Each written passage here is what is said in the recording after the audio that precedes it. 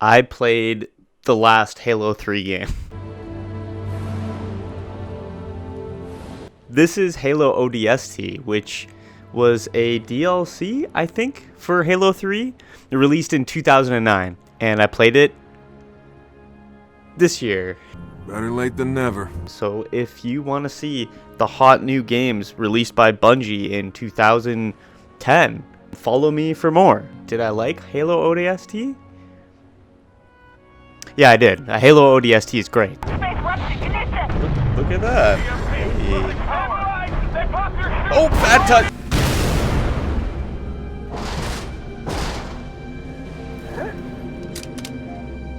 Ow, my leg! So the first thing I noticed right away with ODST is the ambience and the vibes.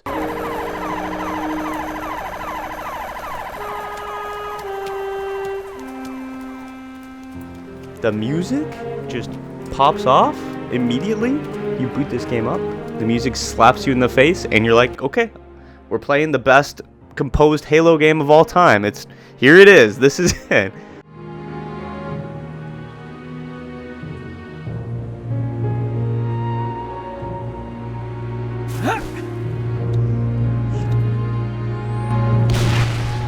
The sunrise bleeding through the dark, desperate city is just incredible. While Deference Against the Darkness plays and your ears are just like, wow, this is so good. Oh my god, do you hear that? That's crazy. The city itself feels like it's clinging on to whatever hope it has left. And you feel that while you're moving through this isolated and devastated city. There's just busted cars everywhere. Things are often on fire, flipped over, destroyed. What's keeping the city together is the fact that it has these giant doors that have shut most sectors off from invaders and aliens. And just the same, it's kept a lot of the chaos that's happening inside its city walls. And you plop in as an ODST soldier, here to do one of the most insane suicidal missions of all time. You against an entire army of aliens invading the city. It's incredible, and they have the vibes perfect. This is what I feel like doing that would feel like. You're in enemy lines, and Earth was our home at one point in the Halo franchise, I'm sure, but it isn't anymore. We got a #1 victory royale. Yeah, Fortnite, we about to get down.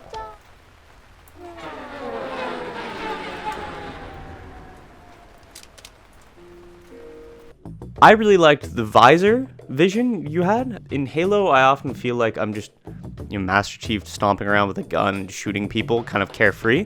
In ODST, I felt a lot more like a helpless trooper fighting for my life. And I think the visor visually created that for me. You have this HUD that looks like the helmet shape at all times. So it almost feels like you're watching body cam footage while you're playing the game. There's so much TV action happening here. Which is a really unique feeling. I haven't felt that in a space game yet. I know there's a lot of games that do Space Marine stuff, but this is the first one I've personally played that feels like I'm in the POV of that soldier, and it's really cool. When you hear the soldiers breathe and make grunts when they get shot, I just don't want them to get shot anymore, because you hear that guy cry out in pain, and I like that. It's cool.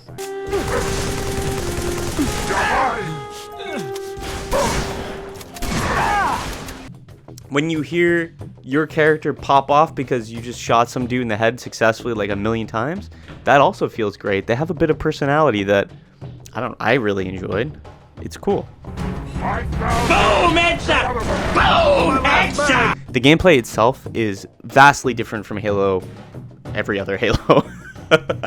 Halo 1, 2, 3, all the ones I've played, they do not feel like this one. Halo ODST feels like Halo 3 but on proper hard mode. I feel like when you crank up the difficulty in all the Halo games, it just becomes difficult in an annoying way where you take less shots to die, the enemies take more shots to die, and your guns become borderline useless. ODST is different because you have health packs and you have a health bar, and that does not come back immediately like Master Chief's health bar that is infinite.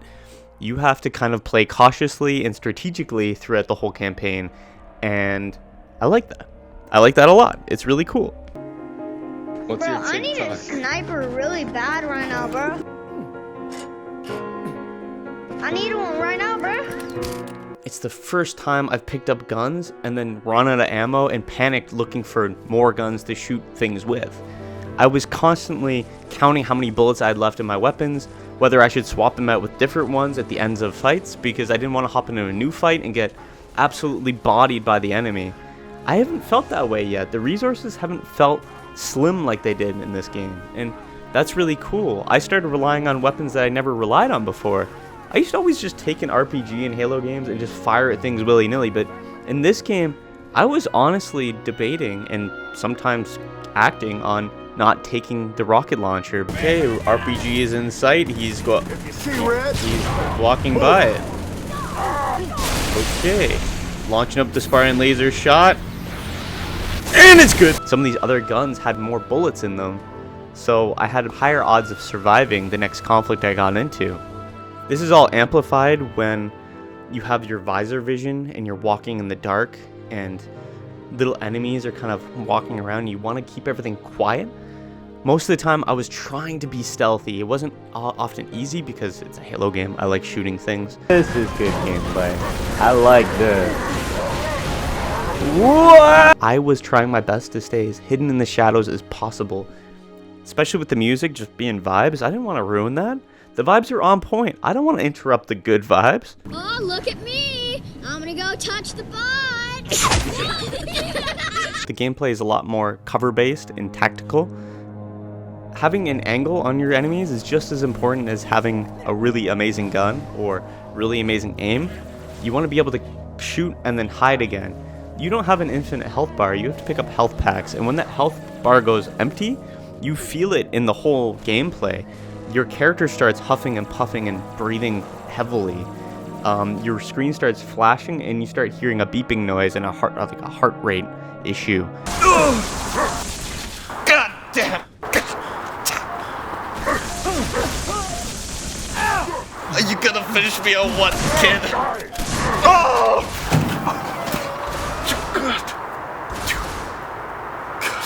In the times where I got out of that, felt better than any Halo conflict I've survived before, so big fan of that. They did this new open world thing that I loved.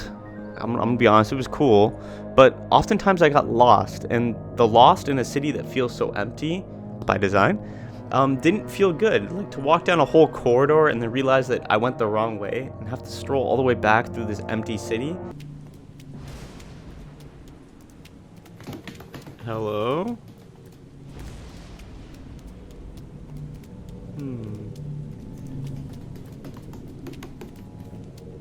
I think I'm lost. Frick. If it wasn't for the music just, amping me up, I wouldn't have enjoyed that. So there's my one critique of this game. The plot this time around was kind of fun. In this story, you play as a speechless recruit in a squad team. There's a bunch of members in this squad. The distinct ones are the sniper. He's like the range dude that's kind of sassy. Hello, beautiful. You have the all-arounder, which is, I think, Buck, who's also involved in a romance with kind of a mystery female boss that shows up. And this other dude, he's like the explosives, big tank kind of personality. Amen. Then there's also another dude, but I always forget who he is or what he represents, so just pretend he doesn't exist, because we're gonna cut him in my lore. He's irrelevant. The dynamics between these guys were often very cheesy. I really enjoyed their presence in the game, and I enjoyed playing as them in their POV because some of the sass they deliver while you play is just very fun to witness. You haven't killed any of them, have you? No! Well, maybe one or two.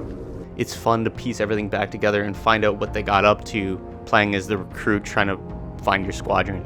I thought that was really cool. The mysterious vibe of it all was really on point up until I realized that there really wasn't much of a mystery or backstabbing to uncover. It was just a new thing to save Earth. I guess maybe it's a trope that I'm just a little bit bored of. To find out that the mysterious person that caused this whole mayhem situation that gets you into the whole story was not a backstabber or wasn't up to anything nefarious. It was just kind of like, you know, a little bit lame. I don't know. That's just my opinion. We went through hell for that?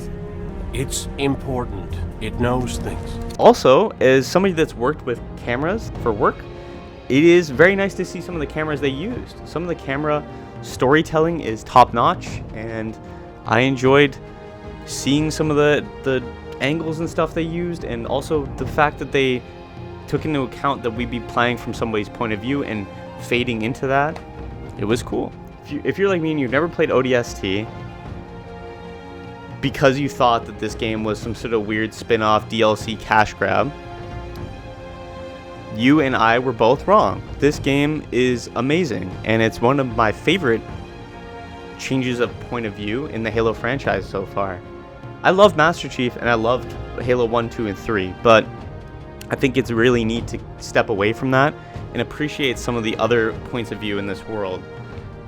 Seeing the squad-based combat, as well as, you know, people desperately clinging to life to get in and get out of a complete war zone where they're fighting for their life at all times and in a completely hostile environment is fun to see. Master Chief just stomps through things, and when you're an ODST regular dude, you know, you're not expected to stomp through everything and crush everything in your way. You're expected to just do your best and hopefully make it out alive, and that's just a fun perspective to play in the Halo world from. Halo is a very sad and depressing environment.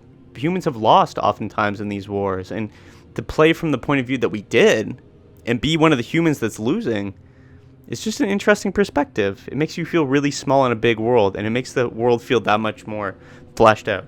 EMP, losing power. They pop your chutes. We're going in hard. I loved ODST. I loved the way the ambience was in the game. I loved playing as the different soldiers. I loved the tactical gameplay and fighting for my life. It was awesome, and I love the soundtrack.